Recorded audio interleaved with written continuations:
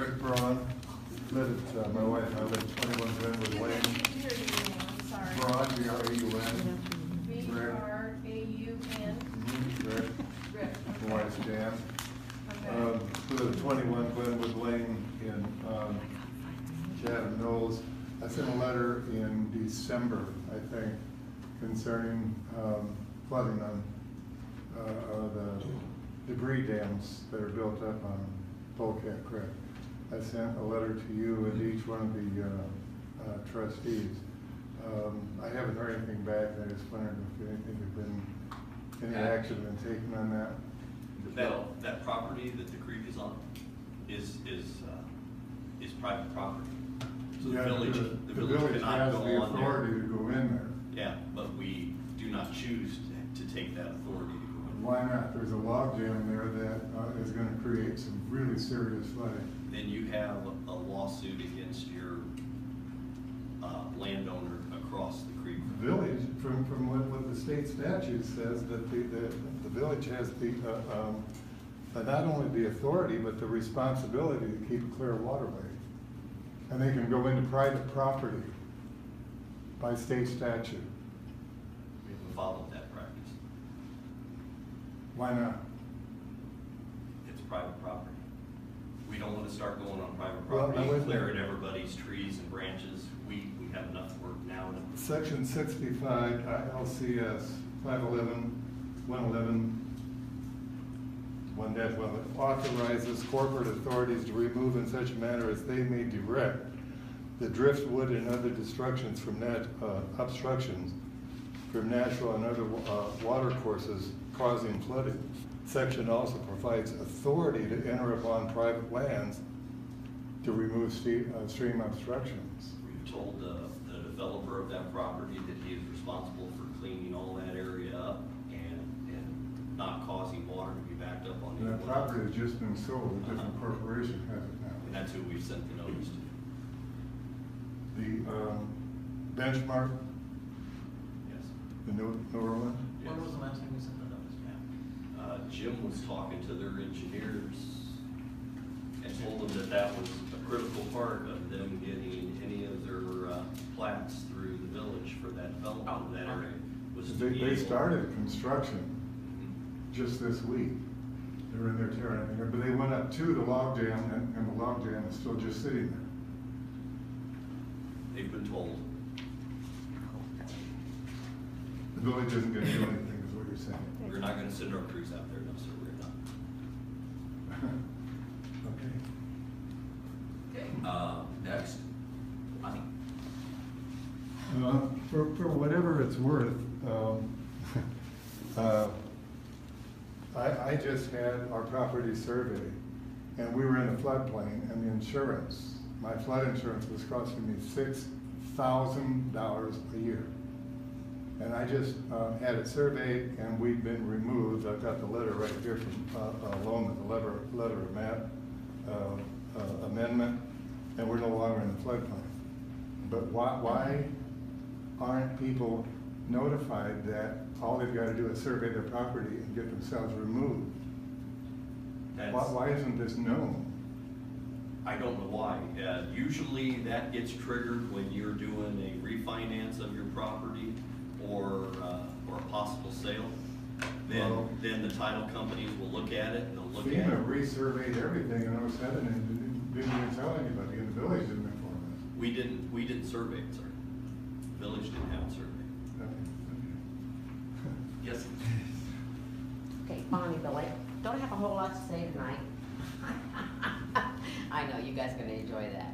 But I do have to follow through with this poor gentleman here. You guys, I'm so happy that you guys are starting to respond to the citizens.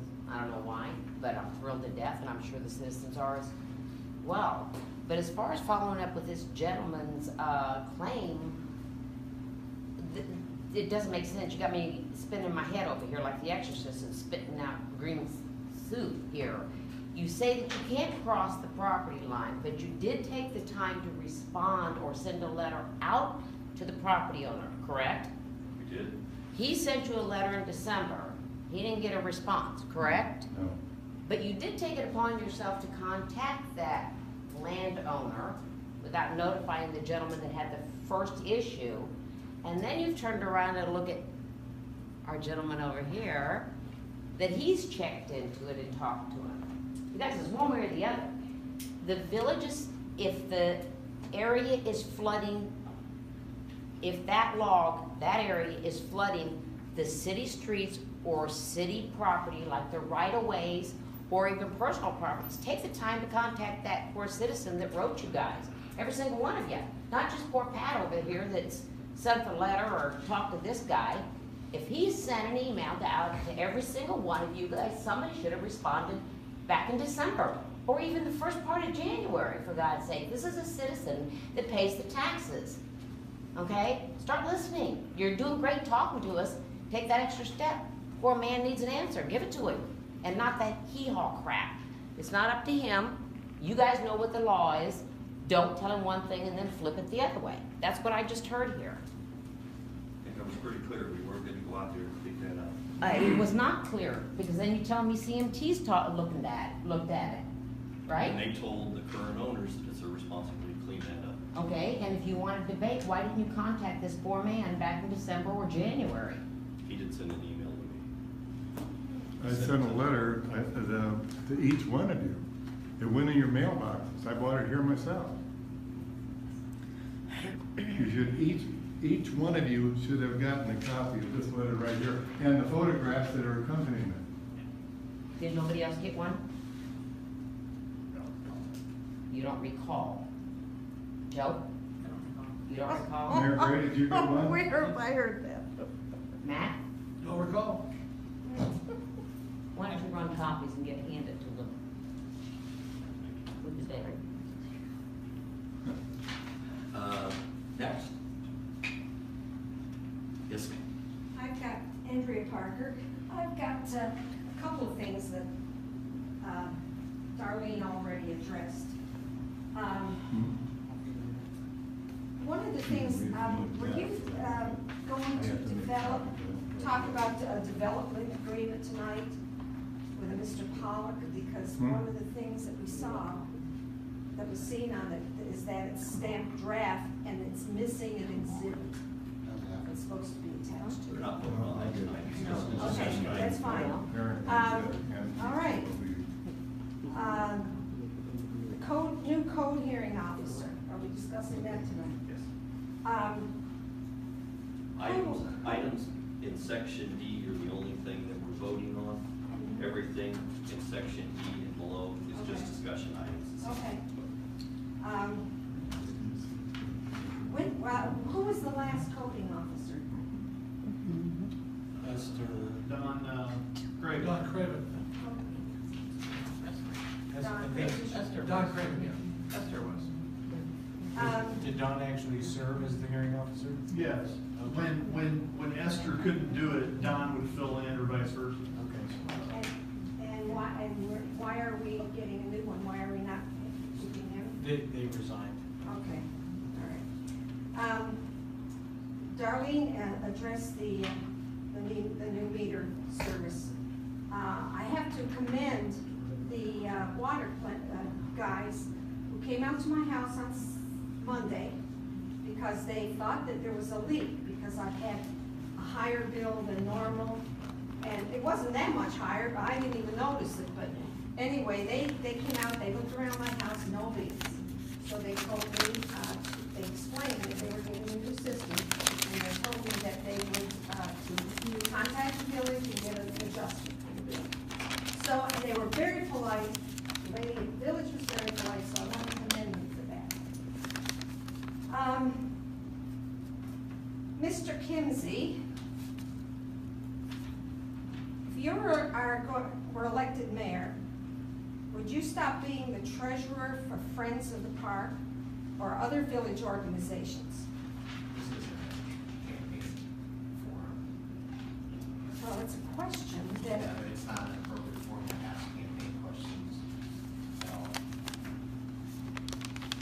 these are questions that you were asked prior in a village board meeting and you didn't respond to them. This is not. Well, then, I have nothing further to but we will make sure that you get asked these questions at another time. Because if people ask a question, should be responded to, especially if you want to be the mayor of this town. Anyone else this evening?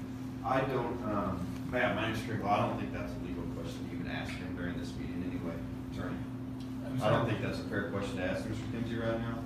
I think that's actually against the law to start talking about the campaigns. It wasn't a campaign It's question. a campaign question, I apologize, ma'am. Okay, is that it for public comment? Can I have a motion to approve the minutes from the January 10th, 2016 meeting? Make the motion. We have a second. Any questions or corrections? Hearing none, clerk, would you take the vote, please? Okay. Trustee Clayton, absent. He's here. Oh, that's right. I'm sorry. Yes. Thank you. Dave Kinsey. Yes. Terry Fountain. Yes. Matt Mao. Yes. And Joe Shawson. Yes. Okay, can I have a motion to put the payment of warrants, resolution 04-17? Make that motion. Do we have a second? Second. Any trustee questions? Clerk, would you take the vote, please? Okay. Mark Clayton. Yes. Dave Kinsey. Yes. Terry Fountain. Yes. Matt Mao. Yes. Joe Shawson. Yes. Can I have a motion to put the bond series 2017 on the table for consideration? I'll make that motion. Do we have a second? I'll second. Any discussion? Yeah, Jeff, prior to discussion on this, I have a public commitment and function sponsored by Bank of Springfield. Is there an issue with my involvement as it relates to a conflict discussing this? The laws provide that you cannot have a financial interest in a contract that's coming before the board. Financial interest would mean, you were had some stake in the Bank of Springfield, something, along those lines. My understanding is that the Bank of Springfield only comes along as part of the bidding process. Is that? They gave us the best interest rate of all of our bidders. And we had an independent bond counsel review all of those bids, and their recommendation was the Bank of Springfield. And the staff has recommended that to the board for passage this evening. And so the Gift Ban Act also exempts political contributions, from that. So there's kind of the law, and then there's kind of the common law as to whether or not you can render a fair and impartial decision. If you believe you can render a fair and impartial decision on this, again, this is, the bank is just being thrown in there based on the bidding process. Otherwise, this is just a form of authorizing the bond. Without doing more research and digging into this, kind of at first glance here, I do not believe there's a conflict. You didn't call it a fundraiser, right, Dave? Okay, and I'll ask the rest of the board, does anybody have an issue? How is that not a conflict? Well, Terry, I'll let you go first, since you were before me. Yeah, I think as Jeff said, there are things in the gift ban that are exempt, correct? One of them is political contributions. Now, if Dave feels that, let's say, having this fundraiser may influence his decision, then I would assume he will abstain.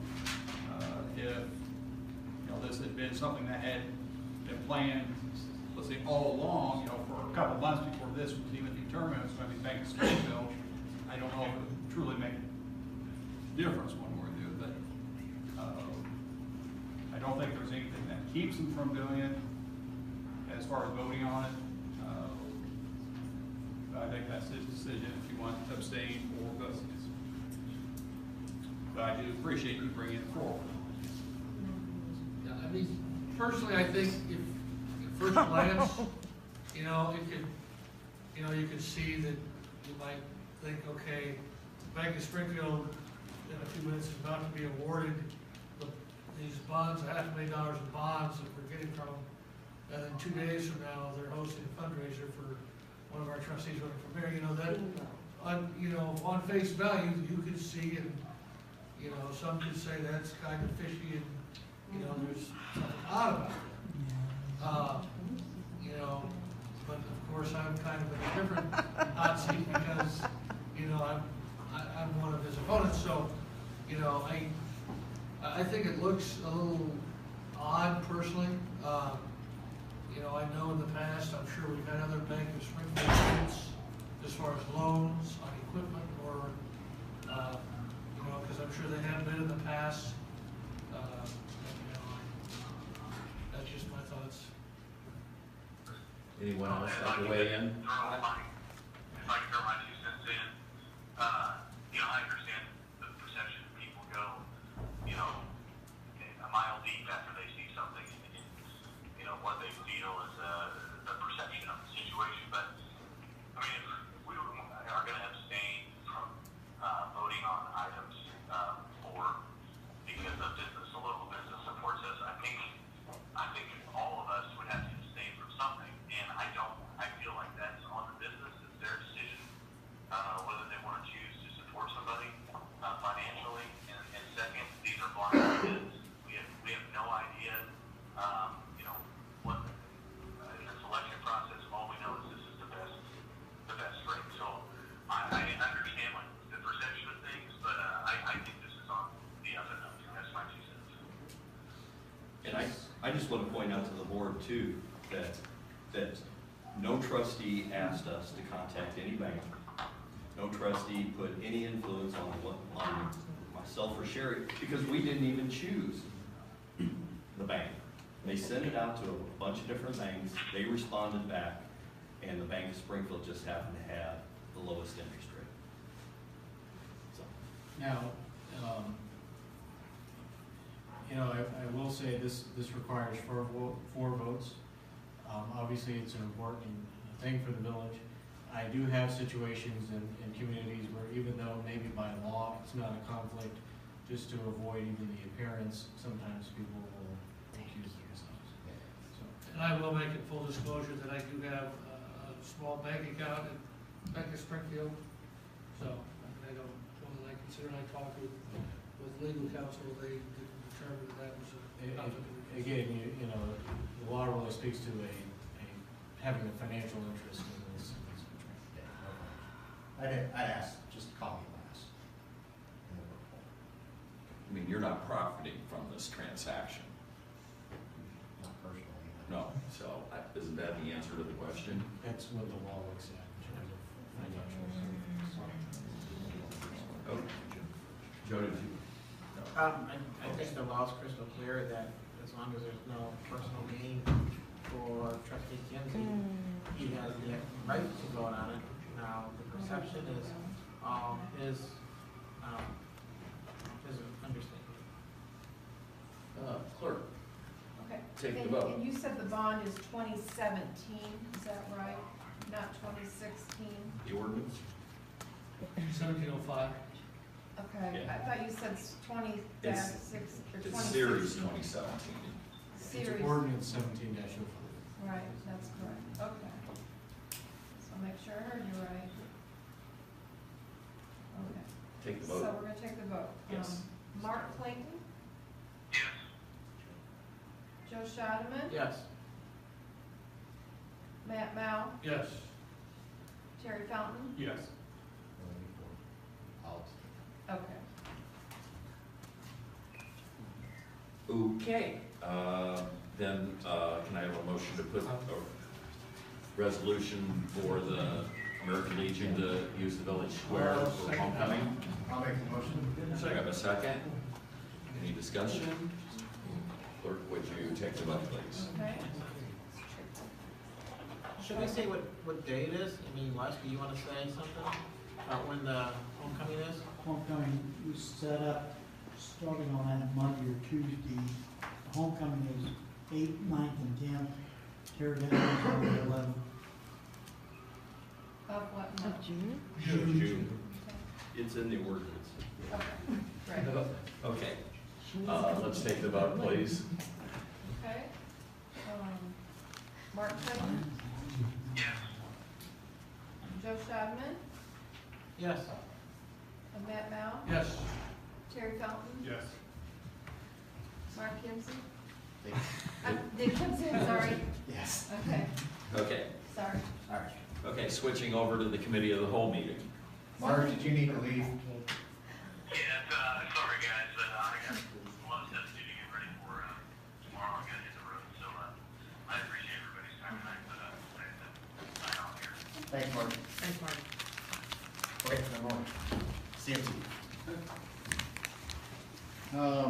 Guess I'll first hit on the, water issues. Bill Brown was unable to make it today, so just covering a couple of notes that he had associated with the plan of action and the, how we're moving forward on that.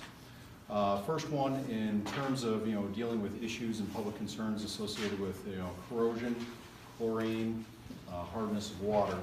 And we're going to tackle this on a, point-by-point basis.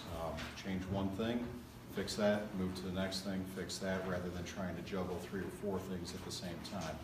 So we're working with the village, we're working with South Sangamon, and getting a consensus to make these improvements and moving forward. That way, CMT, the village, and South Sangamon are all on the same page. There's a consensus. We're moving forward in terms of improvement of water quality. So the first one that we're dealing with is, increasing the phosphate level in the water to, limit or reduce the amount of corrosion, in the system of the pipes. So, that's something that was discussed back in January, agreed to by South Sangamon, agreed to by CMT, agreed to by South Sangamon's water experts as well, and that will come up for vote and approval at their next board meeting here this February. So shortly after, we expect that that increase in the phosphates to take place. When that does take place, we'll be monitoring on behalf of the village associated with that. So increase in feed of phosphates at the plant, village is going to monitor that on the distribution side and just dial that in until we get levels that are acceptable. Jim, on that, does that require any Illinois EPA approval, or is that No. something they can? No, they that can is, move forward. they can move forward as soon as they vote at the board level associated with that. And I have a question for Jim. Yes. And I think I talked with Bill about this last time he was here, but as we increase the phosphate levels, how do we make sure, like, for example, Lake Springfield has too much phosphorus? How do we make sure we don't increase that high enough to where we get into that problem?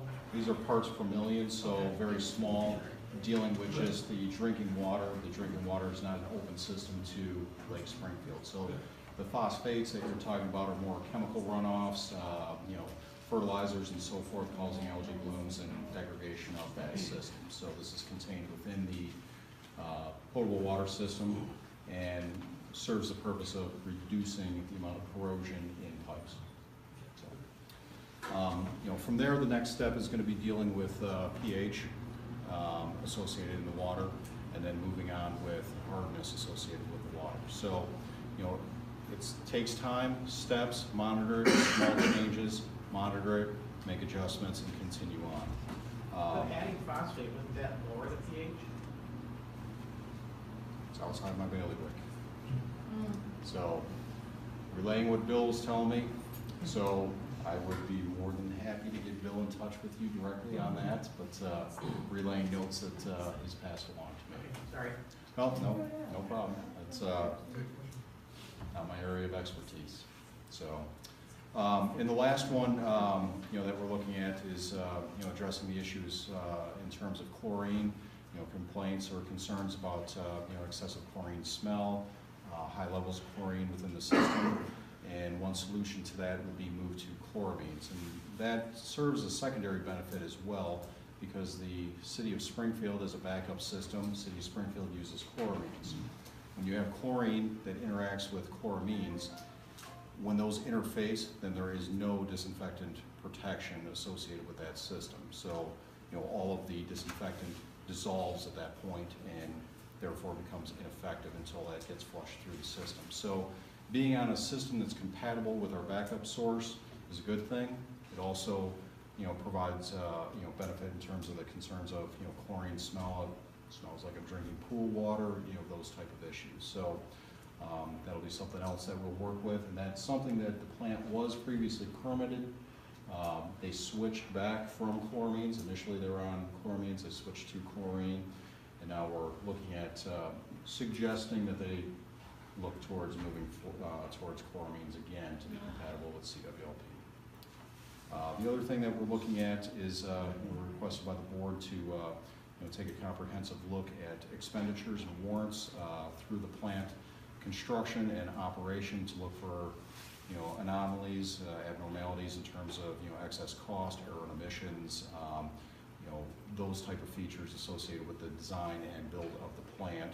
We're finishing up our summary on that, and we'll present that to the village and village's attorneys to take a look at that, because there were some concerns about the statute of limitations if a lawsuit were deemed to be pursued against the designers, the contractors, and so forth. But that would be a collaborative effort with the village's attorneys, and South Sangamon to pursue that.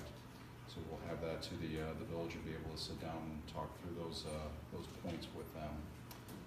Then moving on to subdivisions and other improvements within the village. A couple of subdivisions here, Spartan Estates, going through the final water testing on that, final plat. Everything else has been approved on that. They're just getting their final certification for water main permits. Same with Cardinal Ridge. That improvement is substantially complete. A little bit of work to do on Mansion Road yet, but conducting some final testing, some final landscaping, and sidewalks associated with that development. Fox Creek Plat 9 is nearing completion as well. This week they were, past couple of weeks actually, hitting it heavy in terms of finalizing pond grading and addressing punch list items. Plan on doing a final inspection on that early next week, and they will be ready to submit a final plat for approval at the village. And then the Highlands subdivision, that's moving forward. They've received approval on sanitary sewer. Preliminary plans have been approved. Currently, the construction plans are at CMT under review and comment, and we'll be getting those back to them here in the next couple of weeks. But as was mentioned, there's been some tree clearing activities going on associated with sanitary sewer construction that was permitted by IEPA. Another item that we're looking at is the village asked take a look at costs associated with water tank painting, the elevated tank and the ground storage tank, and coordinating with Representative Wojcicki Jimenez's office in terms of looking at funding options associated with that, either through capital bill or low interest bonds for those improvements. So working with Pat and his staff in terms of pulling together those figures and doing some coordination with Representative's office and looking at making potential improvement on that here this year. And then last one is beginning with the village here, looking at the motor fuel tax program for 2017. Sit down with staff and look at that here in the next month or two. So. Before you leave, why don't you throw in the street pavement rating system? That way, stick around. A couple questions before that. Yes. Do you know with Fox Creek finishing up, are they looking to go in there and do seeding so they can get rid of their erosion control, or are they looking to maintain their erosion control until the houses are all built, so forth? Do you know what they will the do plans seeding are? and mulch immediately after finished grading. So no, they are obligated to seed all the front yards and around drainage ways and so forth. Pond will be seeded as well. Good weather coming up. Hopefully it's here to stay. But get some growth on that and start getting some of those areas established so they can start removing some of the temporary erosion control features. Okay. The other question, and maybe more for Pat, with the recommendations that CMT is making, to the village, to South Sangamon Water Commission with their engineers, it's still South Sangamon Water Commission to make those final determinations. It is. Yes. Yeah. Right. Okay.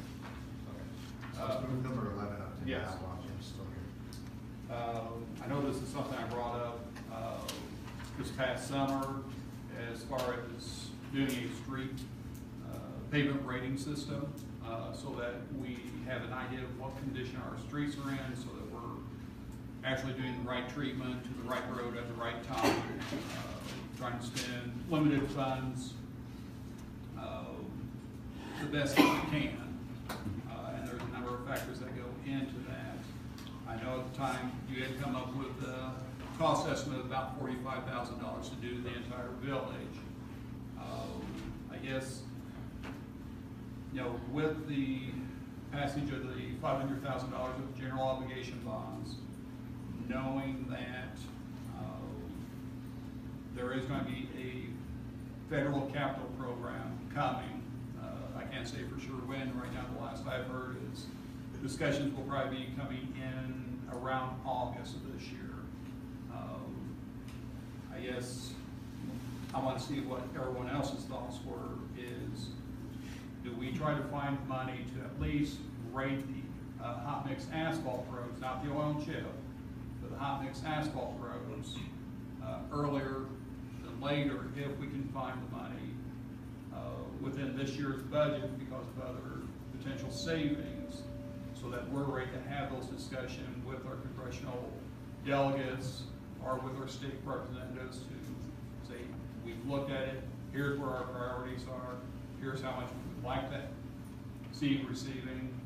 So I just want to see what everyone else's thought is on the board on whether or not we ask CM&T to maybe give us a new cost estimate just to do the HMA roads. Do you already have mileage on just the hot mix roads? I do. So coming up with the estimate.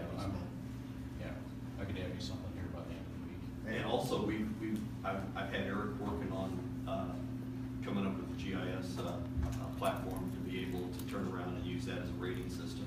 So he's almost got that done now. Okay. So that'd save us some money in the project. So essentially, we would hand that over to them. They could use that as the backbone of how they break the sections of road up, either intersection, straightaway, another intersection. However they want to turn around and take a look at that. We'll be in a GIS, and that'll be perfect for us then. So I think probably the consensus here is update that, focus on the asphalt roads, not the hot mix roads. If we do that, and then with what we've got done so far in the GIS, I think we could come up with a better estimate, and then we can come back maybe in 2 weeks and at least give you an idea whether Sherry's on vacation this week, whether I can find those funds to be able to take care of that in this fiscal year. It would require a reappropriation at the end of the year to cover that, but we've done that before, so. Matt, no, anything very good? Yeah, oh, no, I've got that. Okay. Needs to be done. At your last request, a couple weeks ago, we did update our estimate and have those final numbers. If we want to focus just on the HMA, we can refine those numbers further and get you an estimate here. Okay, so I would give that to Pat, and Pat can get with Sherry and see if there may be potential to try to get that funding sooner than later. You can share Pat then where you're at with GIS. Oh, yeah.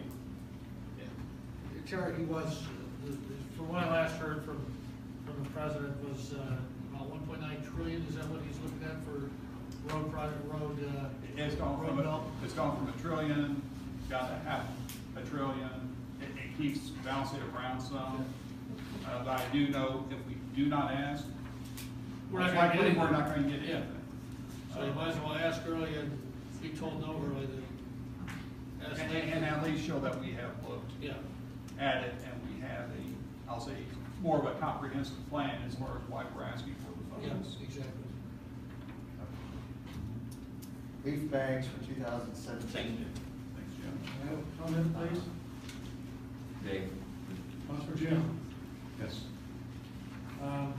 Keith Osborne, by the way. Okay. Jim, do you know where they're gonna introduce the phosphates into the water, during the water commission? Where are they gonna be injecting the phosphates? We're in the system, In the system? specifically? Yeah. No. I It never would be in heard. the current location, we're just upping the phosphate feed. Second thing, I didn't hear you mention anything about iron and manganese in your study. or your- Correct, they're currently treating iron and manganese by feeding, Well, the items you listed, pH, hardness, chlorine, I didn't hear anything about iron and manganese. Are you looking at that we are looking at that, or not? or not. Okay. South Sangamon addressed the manganese and iron by putting in, I don't know how soy they're and supposed to, manganate. they're delivering to Chatham. Okay, I can show you photos of that.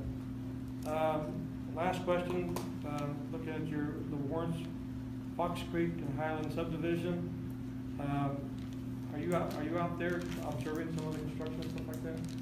We are overseeing, kind of checking the checkers, if you will. They're required to have full-time inspectors on site, and then we stop in periodically to oversee their work. Okay. Okay, thank you. All right, the leaf bags and the fall cleanup weekends, there'll be an ordinance, if we're ready for it, next meeting. The weekends identified as October 1st and 8th, and then 3 bids sent, or 3 bids responded for the leaf bag. Ace and Lowe's both 32 cents, and the staff recommendation was Ace is a local business at the same 32-cent rates. I guess one question I've got, on the 2 weekends shown, it's shown as 2016, does that need to be corrected to 2017?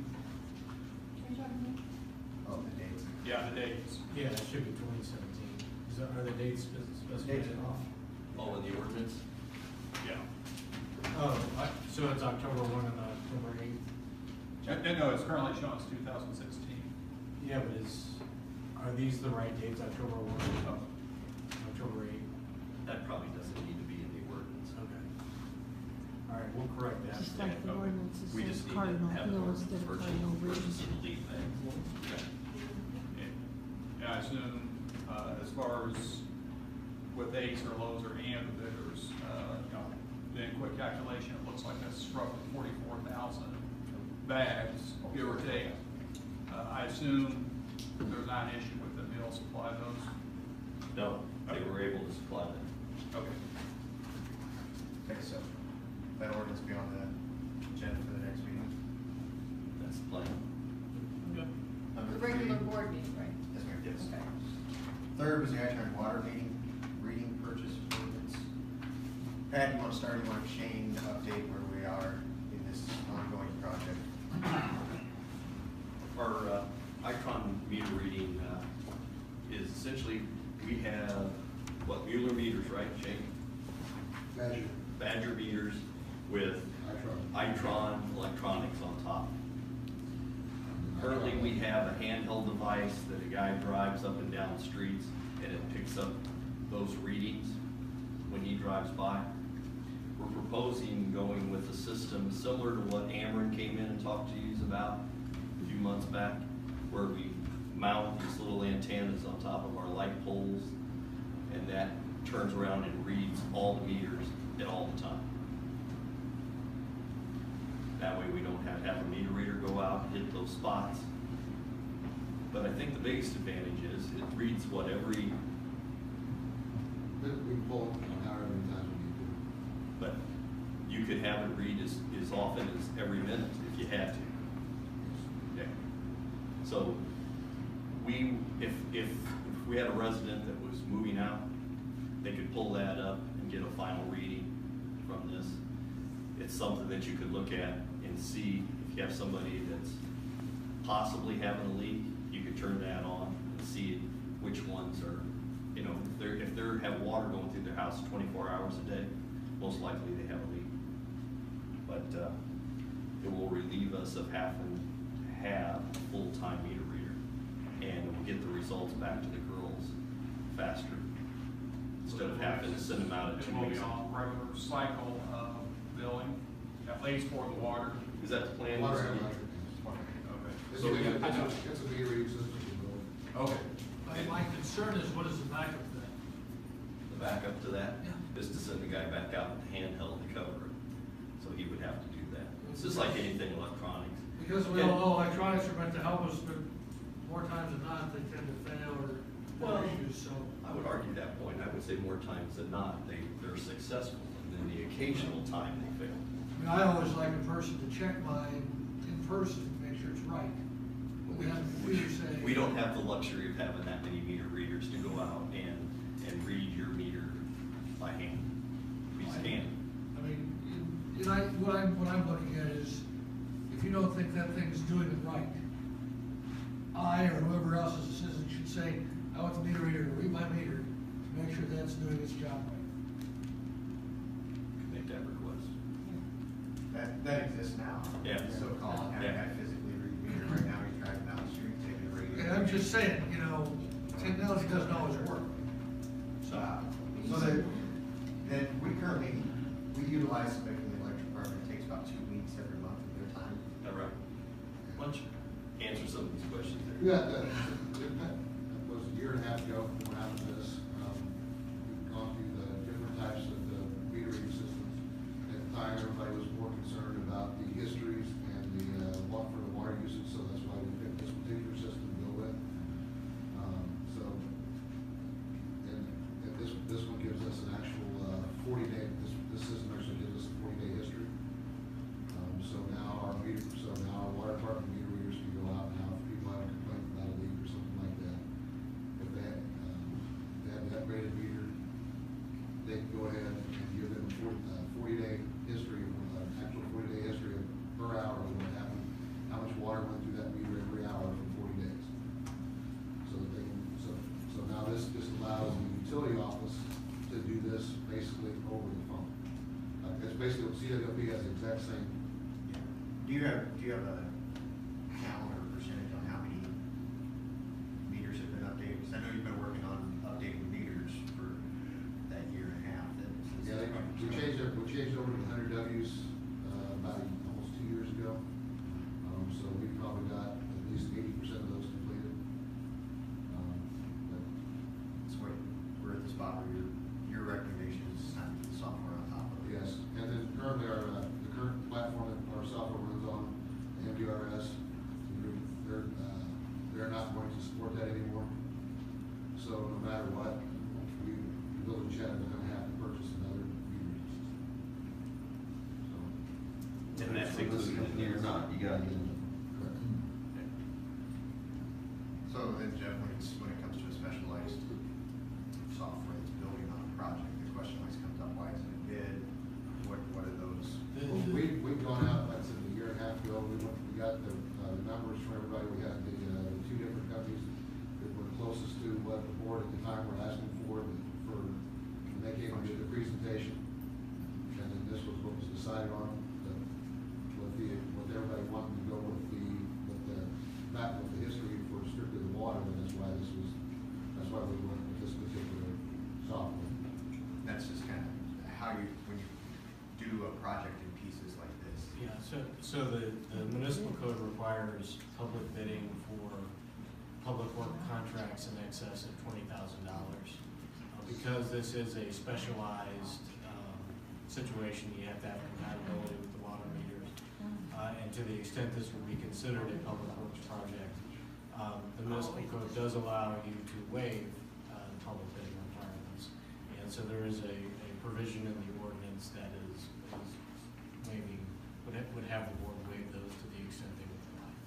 This continues on the same project line that we started with your budget. It does. This year's budget. It does. Anybody have anything additional? Is it 10,000 more than what the budget is? How's that going to be paid?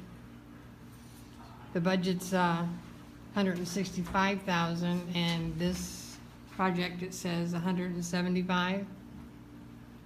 So there's 10,000 that's not accounted for in the budget. 100,000 was coming out of the water department, 70,000 was coming out of the electric department. Oh, the budget said 83 and 83. I thought it was 177,000 was the last time we did anything. So you're confirming, Sherry, that it's there or in the other funds? Sherry knows we're making this purchase. Any other questions? I got kind of a question along this line. What's the infrastructure between the antenna on the light pole back to the utility? Cellular and radio. Cellular? And radio, yes, both. And is that contract is figured in to that Yes. agreement? So that ordinance, next meeting. That'll be ready next week. Okay. development agreement between Chatham and Factory Development and John College. Ryan's here to talk about that. Yeah, let's pull up my little map there.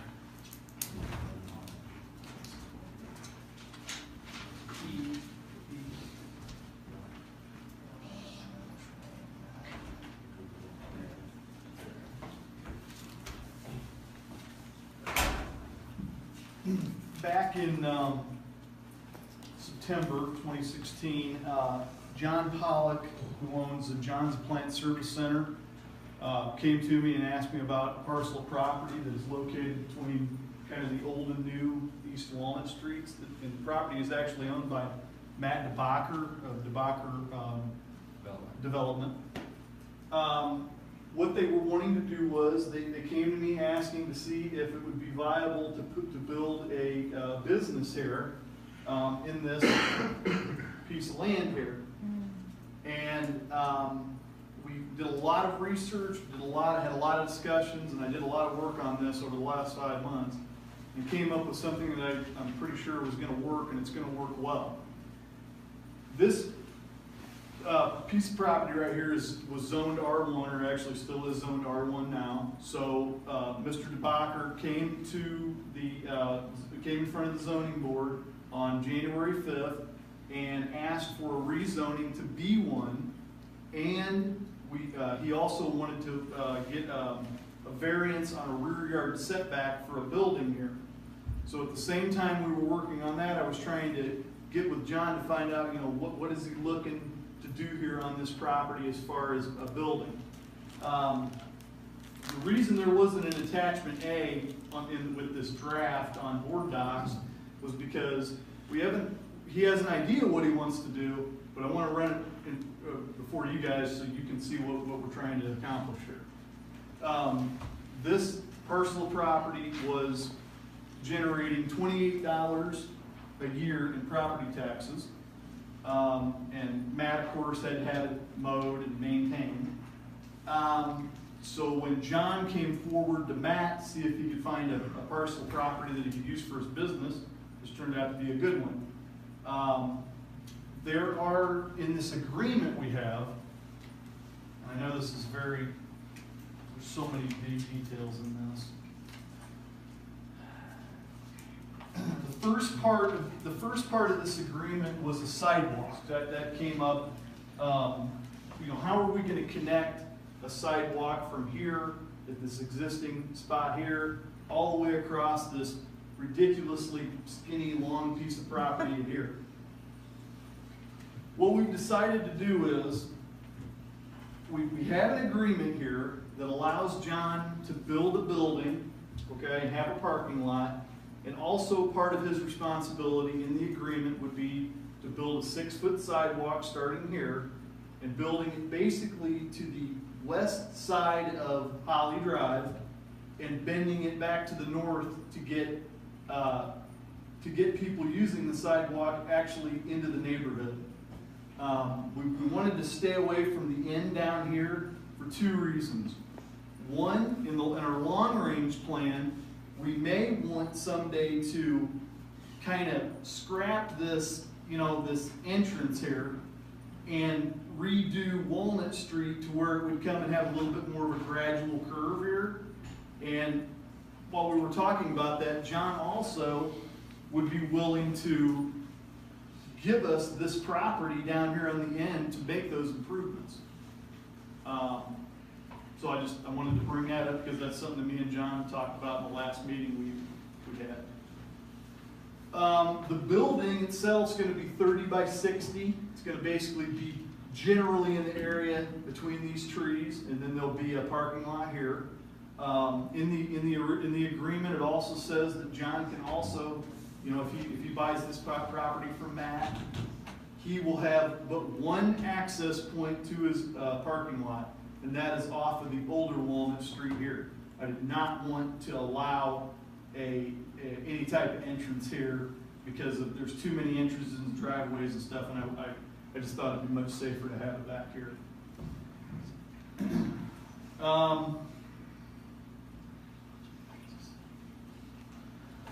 Signage is another thing. Yeah, I'm trying to figure out how to explain that. Which part? The signage, it's pretty interesting. In our zoning book, when you talk about signage, they want you to calculate the linear frontage of the lot. Okay, so we calculate the linear frontage, but also for signs, you can calculate the rear frontage too. That ended up being like 900 and something feet altogether. A little over 1,000. That means that if you took that number times the, this racks your brain, if you took that number and made a sign using the maximum number, so that would be 900 feet times 10 times the linear footage, he could have a 9,000 square foot sign. And I'm like, I don't think we need to allow that. So what we did was, I kind of went back to the drawing board and I thought about this a little bit, and I thought, let's do this. Let me take the average frontage of these three businesses, which are right next to him, which ended up being, the average was like 82.7 feet for each one, okay, on the average, giving him a frontage, a quantitative frontage of 27 square feet for the sign. So does everybody understand how I got that number? Well, it's going to be 827 square feet, okay? But here's the other kicker. Here's the other kicker. Matt has an advertisement sign here along the road right-of-way, which I really want to have moved to get it out of our road right-of-way. So, Matt has agreed to move the sign and actually make it smaller in the process. And when he does that, that signage will count against John's total signage of the 820 square feet.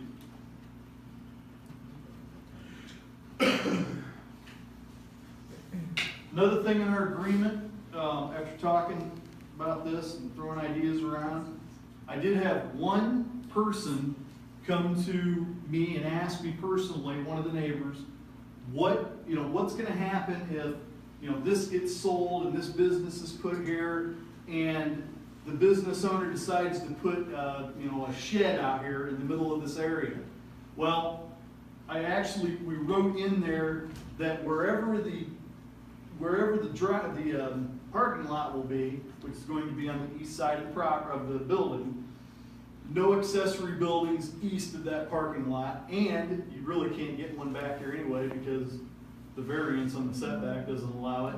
And since this is considered frontage, you really don't want to have one out there either. So if you did want to have one, you could have one here in between the two buildings because his building is going to be far enough away from the property line here. So to satisfy that issue, I guess, or that concern, we just decided that no accessory buildings east of the parking lot. The final conclusion was east of that sidewalk. Right, which will be that will be the east side of your parking lot. Okay, I know it's a lot of information. I hope I'm covering everything.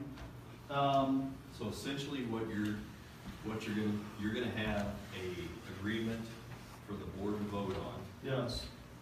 It will clarify some of these housekeeping things. Right. But really what they're gonna vote on is to change the zoning from R1 to B1 and to allow the variance for the setback.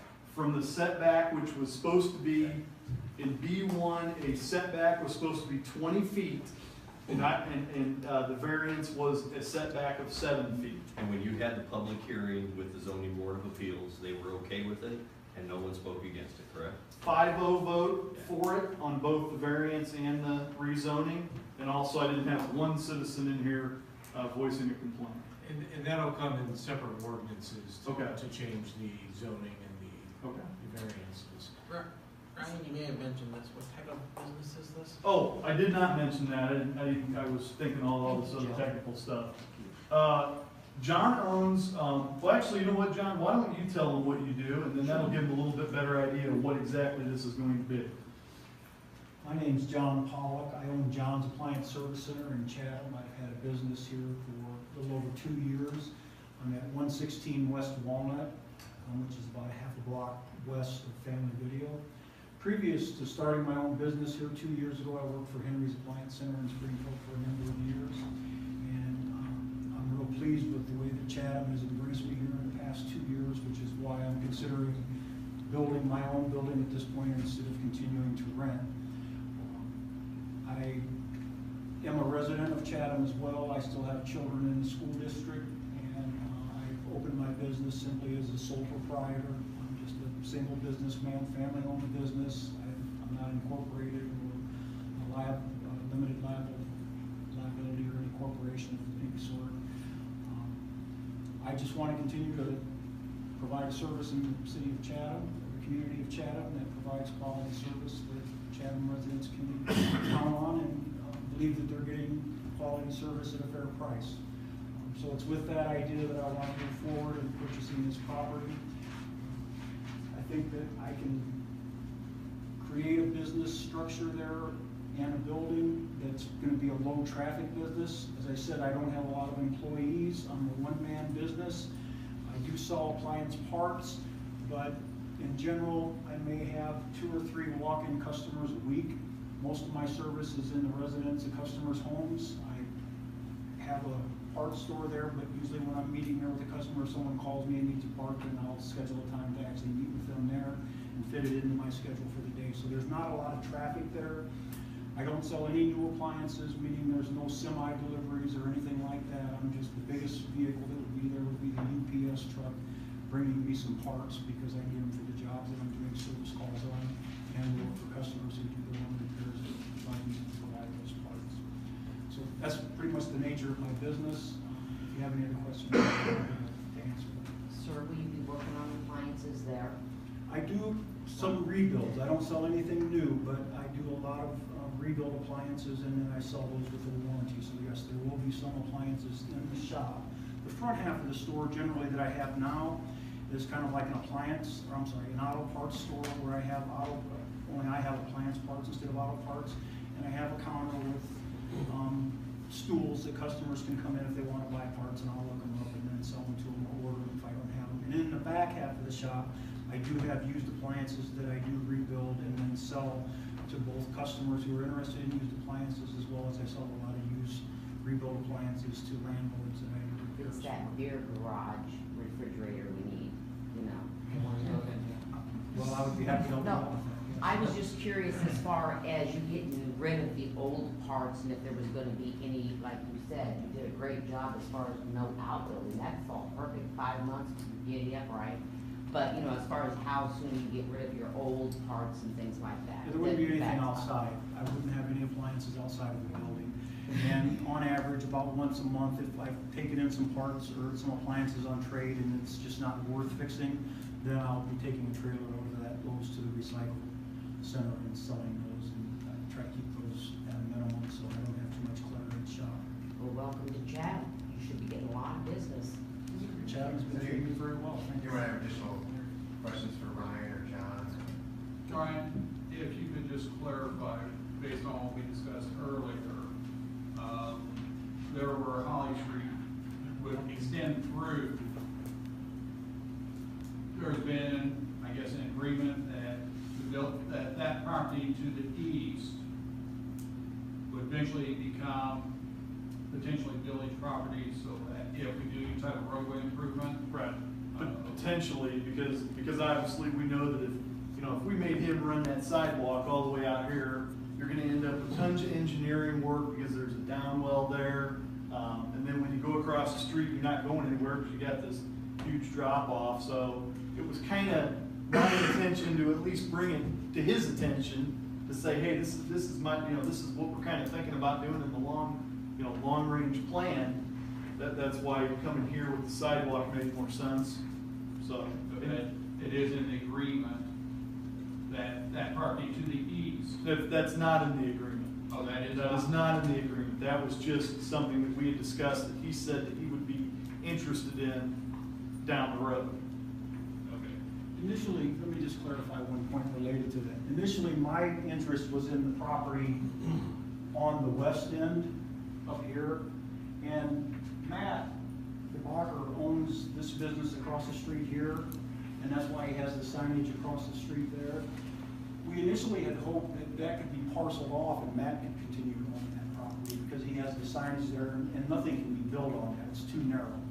And so when we found out that that wasn't gonna be possible, then Matt and I came to an agreement that even though this will be, if this all goes through my property, I will sign an agreement with him to allow his signage to be there. But I have verbally communicated with Ryan that I would be more than happy, simply for the mowing reasons, if nothing else, to give that section of property which is of no value to me and I have no interest in, but I will maintain it until such a time that you would have some use for it. The only thing would be is that I have to sign an agreement with Matt that I will allow his sign to be there and any future owners of his business. So that sign would be included in that property should it be needed to the city, because I have to agree with him. But that would be the only stipulation. I give him my word that I would be happy to give that to the city if that would help bring this street through here and do away with that. But it is not in the agreement. Okay. And Brian, I guess, knowing that the sign's going to be relocated, I would say it would be nice to know from CM&T saying, okay, if we do this in the future as far as roadway improvements, here's the area that we would prefer the sign to be in, so we don't have to relocate it potentially a second time. Okay. Yeah, that I would think with Ryan, you know, before that would happen, to make sure wherever it's moved to, that's gonna be no like, okay location, because obviously I don't want to pay for it twice. It's not cheap, but my immediate thought was just basically just kind of, you know, flip it so it's right next to this. But like I said, I'm gonna check with him and engineers to make sure that's not gonna be a future problem. You know, figure out what the best place that will be. Just from knowing this property as well as I do, because all the talk we've had about it, it almost, the problem is if we move this sign over here to give us that, you know, that swoop there in the, you know, if we ever decided to widen this road, I guess the problem is it kind of gets your sign too far away from this business, and that's what that's for. Yeah. So, I don't know, you know, is that gonna bother you in the long run? If actually the sign needs to be moved here or something?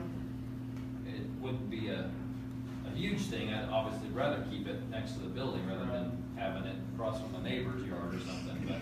I mean, that's something I'll have to talk to Jim about and see if we can't get at least an idea of where that thing can go to be, that's gonna be off our road right away. So. Anything additional? So there'll be a zoning change ordinance and then ordinance ordinance. Yes, and then ordinance approving this development agreement. Okay. So 3 associated with this one. Okay. Thank you, guys. Thank you, Ryan. John, Matt. Will that be at the next meeting then? Yes. Right. Get your office, your workload keeps getting bigger. Yeah, most of this is already done, so. All right, 5 is the ordinance lowering the letter of credit for Harding Bridge first and second editions.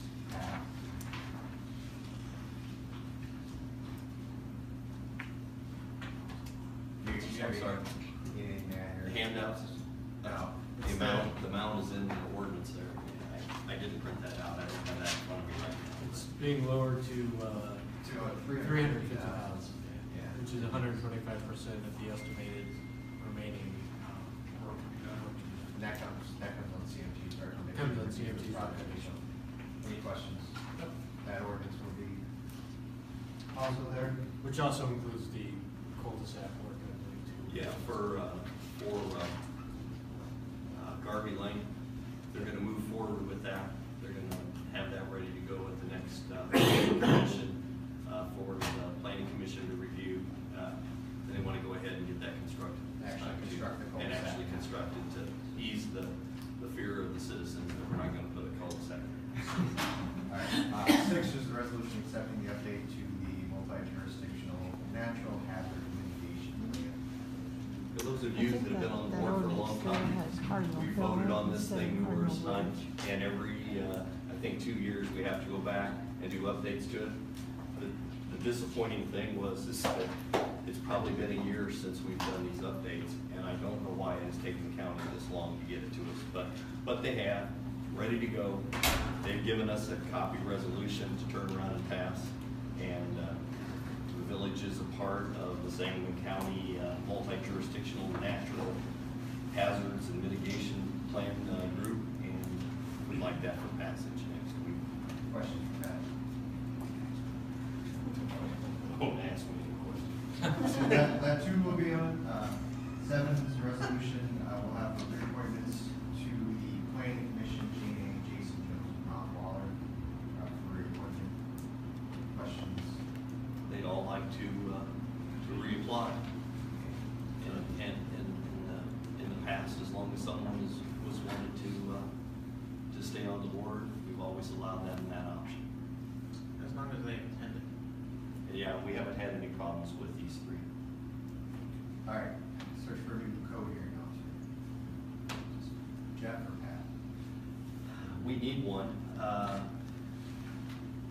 I know there's a couple retired judges' names that have been thrown out, but with Ryan needing them, maybe on a monthly basis, if some of them go to Florida for a few months, I don't know if we can hire 2 and have them take turns, or try to.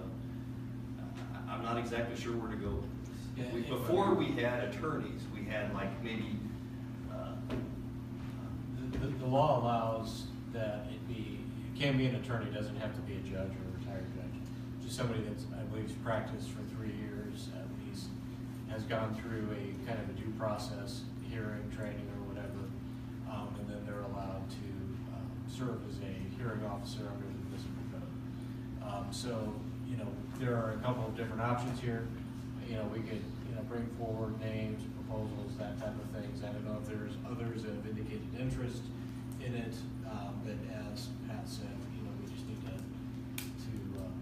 secure one so we can kind of keep that process moving. This is where you're sort of out of it, because we can't serve as the hearing officers because we represent the village. But in most of the hearing cases, we've got Scott Kanes prosecutes. That's why I wondered if that is a conflict, if you guys are the hearing officer and our attorney. I'd have to look at that. I mean, the alternative may be, I don't know if Scott Kanes would be interested in being the hearing officer. And then you guys prosecute. Yeah. I kind of asked him that before, and I think he likes his position with us now as being, maybe offer it to him, of course, but me and Pat kind of talked about that already. How don't we suggest like you could put an RFQ out, you can look and see if you're in a place, if you have interest in responding, being one that's considered, or reach out to some that maybe put the request out, so that's what we're looking for. Can you just solicit the bids as much as we can. Can you just contact the Bar Association? And you can put it in Sangamon County Bar Association. Another municipality recently did that too, and got, So your need is for a couple of options, is your preference? As long as the person's qualified, I'm okay with whoever you guys pick.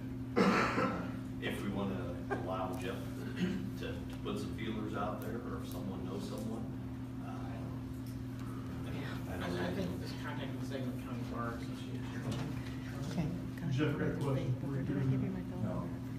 you. If I run into a situation where, well, actually, it wouldn't even be me, technically, it could be the police department too, because of administrative towing fees, or, and I'm trying to remember how exactly they explain this to you. With the new marijuana laws too, aren't people who get arrested for marijuana possession allowed a case, or a hearing? It's a petty thing, 10 grams or less, you get it written on an actual citation.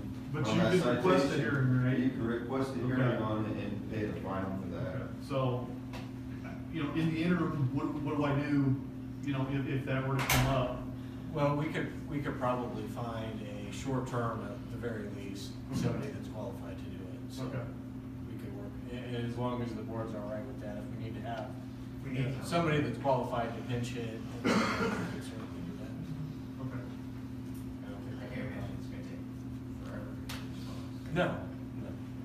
it would be easier for us probably to find an attorney that would be willing to do it over a retired judge, I would think. Yeah, that's what we've had before, was attorneys.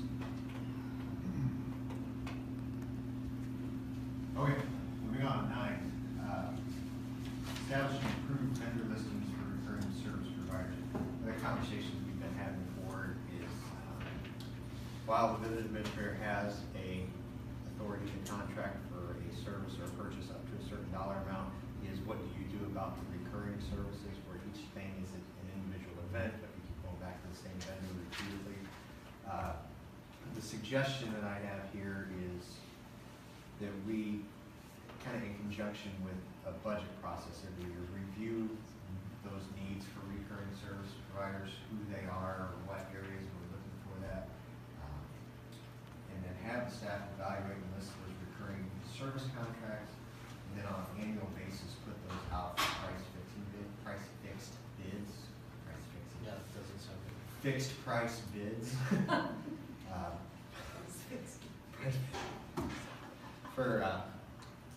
And then that can be presented to the board and to sign off on that year's approved service provider list that the administrator would then know he can use throughout the year without having to bid each project individually. These would be things like the cleanup, if it came up, the cleanup on the site, the tree trimming is a big one that comes up under this. Buying wire for subdivisions, a lot of times. The same thing with transformers, unless you want those bid every single time. But if we had a list of approved bidders and asked them for quotes at that time, does that allow us then to pick and choose which one we want to purchase stuff from? Can you do it with a public utility project? I think we're talking more about services as opposed to. I think first services, and then yeah, you want to see how that goes before you try to, before long you have an entire purchasing department just managing that. Make it easier for me, I never have to sign a purchase order again. Start with service, so, it's on there. If I got a copy of kind of the path to do this. Is there discussion or other ideas on how to handle it? I know there's some municipalities who will actually go with a 2 or 3 year type of contract just to minimize some of that workload as far as getting the contract started. You also have to make sure you've got some overlapping in there so that all of a sudden you go, okay, we don't have a contract because the one just ran out, we haven't did the other one, haven't completed it, so I don't know if the thought of going more than 1 year, and maybe certain services might be a 1 year contract, other services might be better served as a 2 or 3 year. I do know there are other municipalities who will do that for some of their services. I think as long as you time your annual solicitation at the same time, shouldn't have an issue, because it's just a preferred service list. It doesn't preclude if you run out getting it somewhere else, if nobody's on the list, you can get through it. It just gives the annual cost comparison a chance to put out those types of projects to bids or services to bid. I'd be okay with it. take a minor tweak to the village code, and then a direction to staff to evaluate, as Trustee Kingsley said, the services that are being provided, and then coming back with an ordinance on that, so. The current ordinance has that I can sign up to 20,000. Right. And so all we'd be doing is saying, sign up to 20,000 unless otherwise directed by the village board, and that's where this other direction would come in. Because some of Shane's items are of the bigger ticket. Yeah. Does the village have a current master services agreement platform that they would hand out for those bids? We do not. No, that's where the motion evaluated what they are and then get them out So there. you're looking to develop a master services platform agreement to present to the bidders. Yeah. So we can make that change, and then through the budget process, does that give you enough time? Yeah. Okay. So if everybody's good with that, we can have that amendment next week as well? The hardest part will be coming up with that master agreement that we like and feel like we can work with, It's an ordinance, right? Okay. Pat, do you have an idea as far as which services we're probably going to be looking at? Well, let's see, you said services, so we have cleaning services, We have Tree cleaning, or tree trimming services. Uniform service. Huh? Uniform services. Pest control. Pest control. Fire safety, Yeah. those may be on maintenance. I would prefer that the engineering and the IT not be in there, only because the consistency of the people that we have in place, that if we're unhappy with those, I would rather come back to the board and have you guys say, let's go look at another either engineering firm or another IT firm. And engineering is, wouldn't be, because you got RFP process here. Well, plus you can't, they cannot bid, otherwise they'd be in violation of the professional engineering. Oh, that's right, that's right. IT services, though, they could, but we could just exclude that if the board, and have that separately approved by the boards.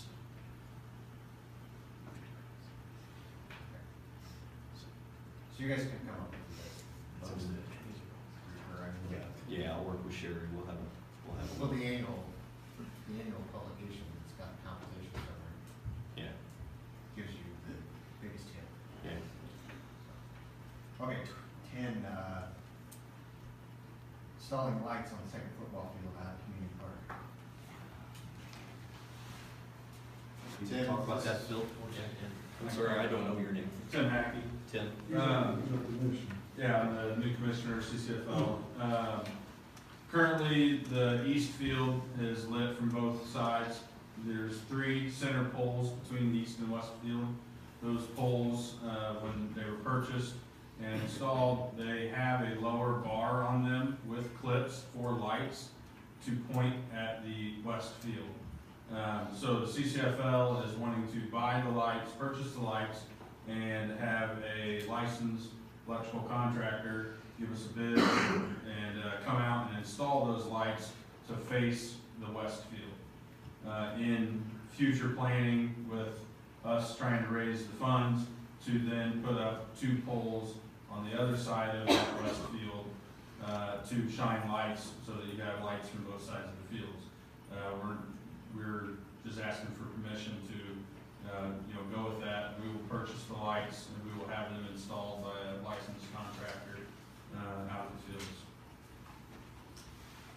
Any objections? I was gonna say, that's pretty easy. We never take fruit, don't take fruit. I feel like we waited for 2 hours. Yeah.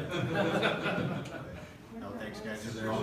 If I knew you guys were coming, I would have put you up higher on the list. So, all right, well, we appreciate it. CCFL, continue to invest back into their fields. Thank you. Did you need to take a vote on this? No. No vote, but it's approved. It's okay. There's nothing we need to pass. Just information. Okay. And then the other item that does need to be on the agenda for the next meeting is the repeal of those travel policies that are in our just jump into that. Future meetings, the 16th is the planning commission at 6, the 21st, the ADA transition plan at 6, and the 28th is the next regular. We motion to adjourn. Synergy. So moved. Second. All in favor? I'm wrong.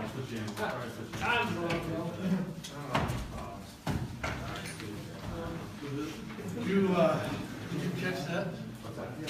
Yeah.